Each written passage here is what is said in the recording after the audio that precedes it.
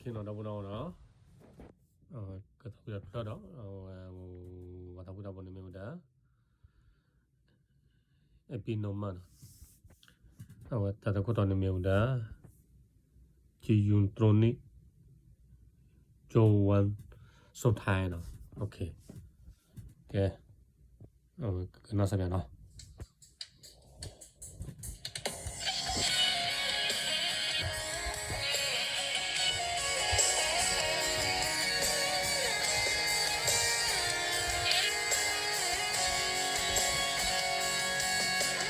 ความทรงจำที่เกิดในวันที่ผ่าน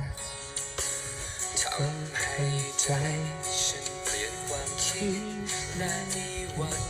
วานว่าจะไม่รักว่าจะไม่คิดทุกอย่างก็เปลี่ยนผันกลายเป็นฉันรักเธอเต็มใจจากที่ขอดูแลก็พอขอแค่ใกล้เธอมากกว่าใครในวันนี้ไม่พอกับใจที่ต้องการจากที่ขอดูแลแต่ตัวอยากเอาหัวใจเธอฝากที่ฉันเธอนั้นจะให้กันได้ไหมจะขอยืนอยู่ตรงนี้ที่ฉันหายใจจะขอยืนอยู่ตรงนี้ดูแลเธอไว้ไปไม่ให้เธอมีน้ำตาไม่ว่าปัญหาเข้ามาเท่าไรจะรักเธออยู่ตรงนี้ตราบที่ฉันหายใจชีวิตฉันต่อจากนี้ไม่อาจจะรักใครได้โปรดให้ฉันดูแลอย่าอยู่ตรงนี้ทุกวันสุดท้าย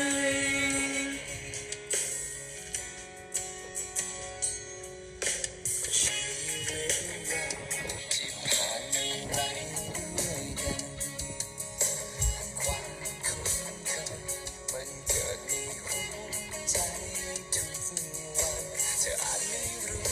เธออาจไม่คิดทุกสิ่งในวันนั้นสั่งให้ฉันรักเธอทั้งใจจากที่ขอดูแลพอขอแค่ไว้เธอมากกว่าใครในวันนี้ไม่พอกับใจที่ต้องการจากที่ขอดูแลแต่ตัวอยากเอาหัวใจทั้งฝากที่ฉันเธอนั้นจะให้กันได้ไหมจะขอยืนอยู่ตรงนี้ที่จะหายใจจะขอยืนอยู่ตรงนี้ดูแลเธอเรื่อยไปไม่ให้เธอมีน้ำตา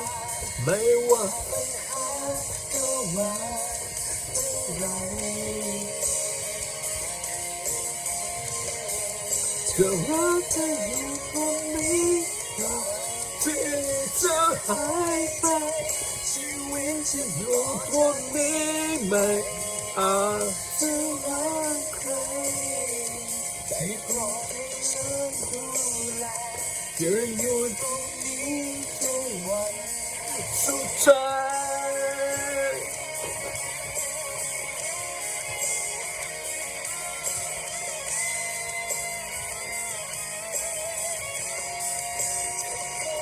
อยู่ตรงนี้ที่เธอหายใจที่ขออยู่ตรงนี้ดูแลเรื่อยไปไม่ให้เธอมีน้ำตาไม่ว่าปัญหาเข้ามาเท่าไรจะขออยู่ตรงนี้เธอที่จะหายใจชีวิตฉันอยู่แค่นี้ไม่อาจจะรักใครขอให้ฉันดูแลจะอยู่ตรงนี้ so wild so tired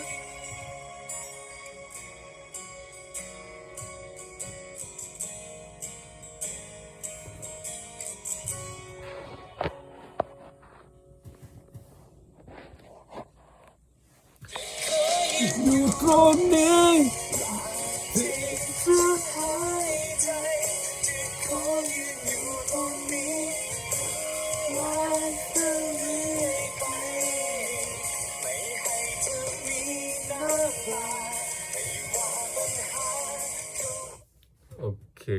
บ๊ายบาย